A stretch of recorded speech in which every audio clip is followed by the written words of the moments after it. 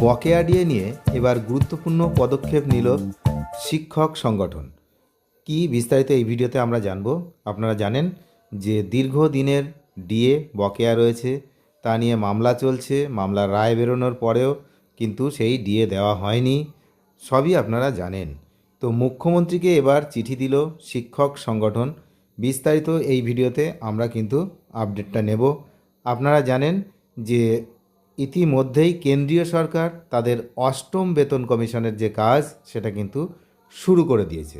সেক্ষেত্রে আমাদের পশ্চিমবঙ্গের সরকারি কর্মচারীরা এখনও কিন্তু ষষ্ঠ বেতন কমিশনের আন্ডারেই হচ্ছে সমস্ত মাইনে ডিএ এগুলো পান।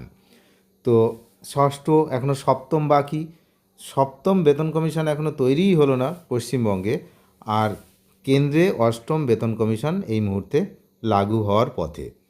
তো এই মর্মে কিন্তু শিক্ষক সংগঠন তারা কিন্তু এই মুখ্যমন্ত্রীর দ্বারস্থ হয়েছেন। কি না, সংগঠনের সাধারণ সম্পাদক কিঙ্কর অধিকারী তিনি একটি চিঠিতে রাজ্যের সরকারি কর্মীদের বকেয়া অর্থাৎ মহার্ঘ ভাতা মেটানো এবং অবিলম্বে নতুন বেতন কমিশন গঠনের জোরালো দাবি কিন্তু জানিয়েছেন। 12ই ডিসেম্বর 2025 কিন্তু এই চিঠি পাঠানো হয়েছে। সেটাই নিয়ে কিন্তু এখন এই মুহূর্তে জোর জল্পনা শুরু হয়েছে। শিক্ষক ও কর্মচারীদের মধ্যে দীর্ঘদিন ধরেই বকেয়া ডিএ এবং বেতন কাঠামো নিয়ে কিন্তু ক্ষোভ রয়েছে।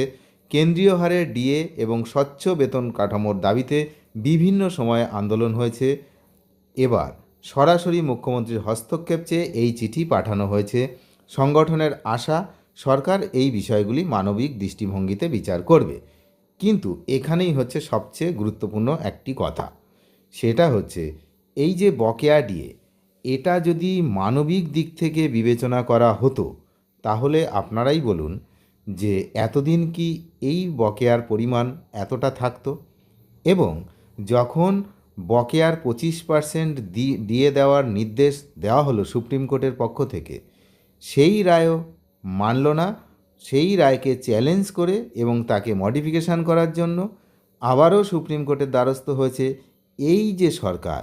সুতরাং এই সরকারের কাছে আপনারা আশা করছেন যে আপনাদের ডিএ, বকেয়া ডিএ মিটিয়ে দেবে এবং পরবর্তী বেতন কমিশন গঠন হবে। এটা কতটা যুক্তিযুক্ত সেটা আপনারাই ভালো করে বিচার করবেন।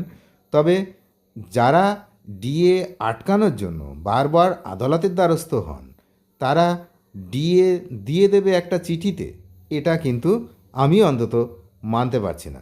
আপনাদের কি মতামত আপনারা নিশ্চয়ই সেটা পাঠাবেন। তবে শিক্ষা অনুরাগী ঐক্যমঞ্চের পক্ষ থেকে পাঠানো এই চিঠিতে মূলত দুটি বিষয়ের উপরে আলোকপাত করা হয়েছে। কি কি বিষয়?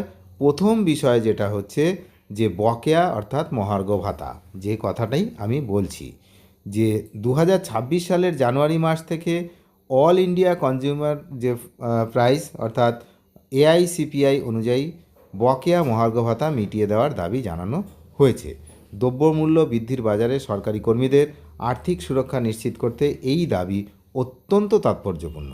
কারণ যেভাবে দ্রব্যমূল্য বৃদ্ধি হচ্ছে, সেক্ষেত্রে কিন্তু এই বকেয়া ডিএর পরিমাণ যদি কেন্দ্রীয় সরকারি হারে অর্থাৎ এআইসিপিআই হারে না দেওয়া হয়, সেক্ষেত্রে ভীষণ প্রবলেমে পড়ছেন যারা পেনশনভোগী বা ফ্যামিলি পেনশনাররা। তাদের কিন্তু পেনশনের টাকা বাড়ছে না, অথচ দিনের পর দিন এই যে মূল্য সেগুলো কিন্তু বৃদ্ধি পাচ্ছে, মেডিসিনের দাম বৃদ্ধি পাচ্ছে। তাহলে বয়স্কদের কিন্তু ভরসা সেই মেডিসিনের উপর, সেই ওষুধের উপরে যদিও জিএসটি কিছুটা লাগু হয়েছে কিছু কিছু জীবনদায়ী ওষুধের, কিন্তু সেটা খুব একটা এফেক্টিভ হয়নি জনসাধারণের জন্য।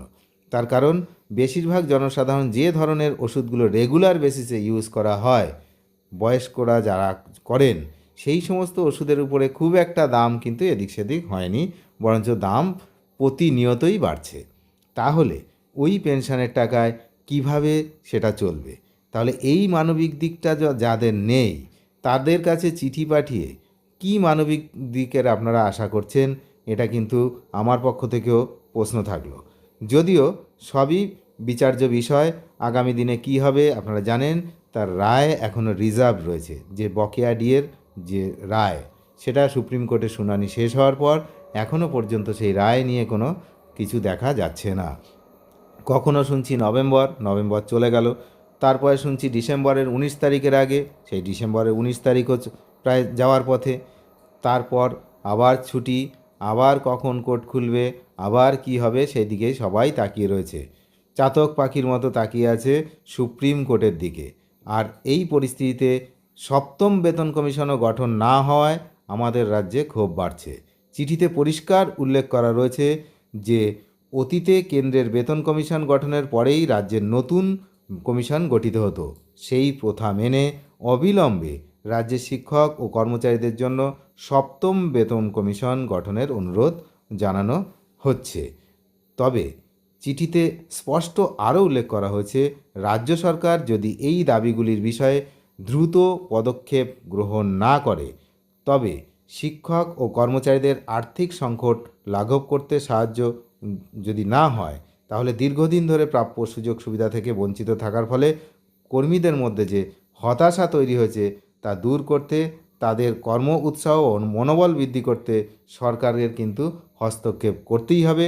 যদি না করে তাহলে কিন্তু এই কর্মীদের মনোবল যেমনটা ভেঙে আছে তার থেকে আরও ভেঙে যাবে এবং তাদের কর্মক্ষেত্রে তাদের যে কাজ, সেই কাজে কতটা তারা সাফল্যতা অর্জন করবেন সেগুলো কিন্তু দেখার বিষয়।